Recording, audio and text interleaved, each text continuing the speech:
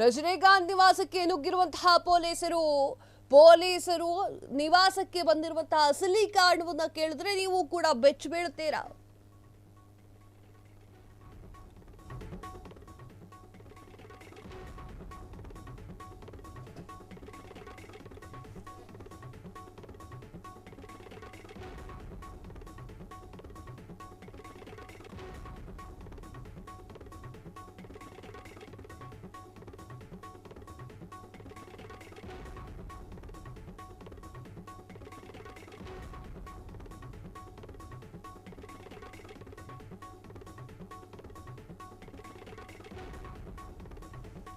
ರಜನಿಕಾಂತ್ ನಿವಾಸಕ್ಕೆ ನುಗ್ಗಿರುವಂತಹ ಪೊಲೀಸರು, ಬೋಯಸ್ ಗಾರ್ಡನ್ ನಿವಾಸಕ್ಕೆ ದಿಢೀರನೆ ನುಗ್ಗಿದಂತಹ ಪೊಲೀಸರು, ತಮಿಳುನಾಡು ಪೊಲೀಸರು ರಜನಿಕಾಂತ್ ಮನೆಗೆ ನುಗ್ಗಿದ್ಯಾಕೆ? ಪೊಲೀಸರ ಜೊತೆಗೆ ಬಾಂಬ್ ಸ್ಕ್ವಾಡ್ ಕೂಡ ಆಗಮನ.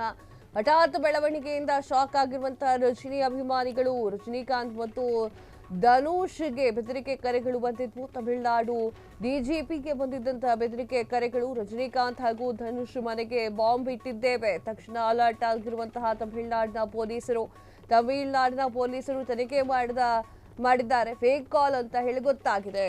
ಎಸ್ ವೀಕ್ಷಕರೇ, ಯಾವ ರೀತಿ ನೋಡಿದ್ದು, ರಜನಿಕಾಂತ್ ಅವ್ರ ಮನೆಗೆ ಬಾಂಬ್ ಇಟ್ಟಿದ್ದೀನಿ ಅಂತ ಹೇಳ್ಬಿಟ್ಟು ಕರೆ ಮಾಡಿದ್ರಂತೆ. ಈ ಕಿಡಿಗೇಡಿಗಳನ್ನೇನು ಮಾಡಬೇಕು?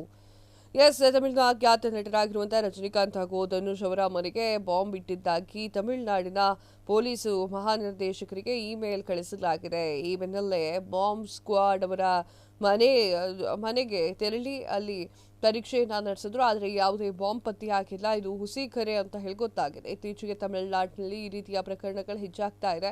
ಇದು ಪೊಲೀಸರಿಗೆ ಶ್ರಮವೂ ಕೂಡ ಹಾಳು ಅಂತ ಹೇಳಬಹುದು. ಪೊಲೀಸ್ ಮಹಾನಿರ್ದೇಶಕರಿಗೆ ಇಮೇಲ್ ಬಂದಿತ್ತು. ಅದರಲ್ಲಿ ನಟ ರಜನಿಕಾಂತ್ ಹಾಗೂ ಧನುಷ್ ಹಾಗೂ ತಮಿಳುನಾಡಿನ ಕಾಂಗ್ರೆಸ್ ಸಮಿತಿ ಅಧ್ಯಕ್ಷರ ಮನೆಗೆ ಬಾಂಬ್ ಇಟ್ಟಿದ್ದಾಗಿ ಹೇಳಿತ್ತು. ಇವರ ಮನೆಗೆ ತೆರಳಿ ಪರೀಕ್ಷೆಯನ್ನ ಮಾಡಲಾಗಿತ್ತು. ಪೊಲೀಸರು ನಡೆಸಿದಂತಹ ತನಿಖೆಯಲ್ಲಿ ಯಾವುದೇ ಅನುಮಾನಾಸ್ಪದ ವಸ್ತುಗಳು ಸಿಕ್ಕಿಲ್ಲ. ರಜನಿಕಾಂತ್ ಅವರ ಭದ್ರತಾ ಸಿಬ್ಬಂದಿಗಳ ವಿಚಾರಣೆಯನ್ನ ಮಾಡಲಾಗಿದೆ. ಅವರ ಪ್ರಕಾರ ಯಾವುದೇ ಅನುಮಾನಾಸ್ಪದ ವ್ಯಕ್ತಿಗಳು ಕೂಡ ಮನೆಯೊಳಗೆ ತೆರಳಿಲ್ಲ. ಹೀಗಿರುವಾಗ ಮನೆ ಒಳಗೆ ಹೋಗಿ ಸ್ಫೋಟಕವಾಗಿ ಬಾಂಬ್ ಇಡ್ಲಿಕ್ಕೆ ಹೇಗೆ ಸಾಧ್ಯ ಅನ್ನುವಂಥ ಪ್ರಶ್ನೆ. ಚೆನ್ನೈ ನಗರದ ಪೊಲೀಸರು ಬಾಂಬ್ ನಿಷ್ಕ್ರಿಯ ದಳ ಸಹಯೋಗದೊಂದಿಗೆ ಇಮೇಲ್ನಲ್ಲಿ ಹೆಸರಿಸಲಾಗಿರುವಂತಹ ಇತರ ವ್ಯಕ್ತಿಗಳ ಮನೆಯನ್ನ ತಪಾಸಣೆ ಮಾಡಿದ್ರು. ಶೋಧ ಕಾರ್ಯವನ್ನು ಕೂಡ ಮಾಡಿದ್ರು. ನಂತರ ಯಾವುದೇ ಸ್ಫೋಟಕಗಳು ಕಂಡು ಬಂದಿಲ್ಲ. ಇತ್ತೀಚೆಗೆ ಹೇಳಿರೋ ಹಾಗೆ ಹುಸಿ ಬಾಂಬ್ ಕರೆಗಳು ಕೂಡ ಜಾಸ್ತಿಯಾಗಿ ಕೇಳಿಬರ್ತಾ ಇದೆ. ಇತ್ತೀಚಿನ ದಿನಗಳಲ್ಲಿ ತಮಿಳು ಸೆಲೆಬ್ರಿಟಿಗಳು ಮತ್ತು ರಾಜಕಾರಣಿ ಇದೇ ರೀತಿಯ ಬೆದರಿಕೆಗಳಿಗೆ ಗುರಾಗ್ತಾ ಇದ್ದಾರೆ. ಅಕ್ಟೋಬರ್ ಆರಂಭದಲ್ಲಿ ದಿಶಾ ಕೃಷ್ಣನ್ ಮತ್ತು ಎಸ್.ವಿ. ಶೇಖರ್ ಸೇರಿದಂತೆ ಇತರ ಸೆಲೆಬ್ರಿಟಿಗಳು ಕೂಡ ಬೆದರಿಕೆಯನ್ನ ಅವರಿಗೂ ಕೂಡ ಕಳಿಸಲಾಗಿದೆ.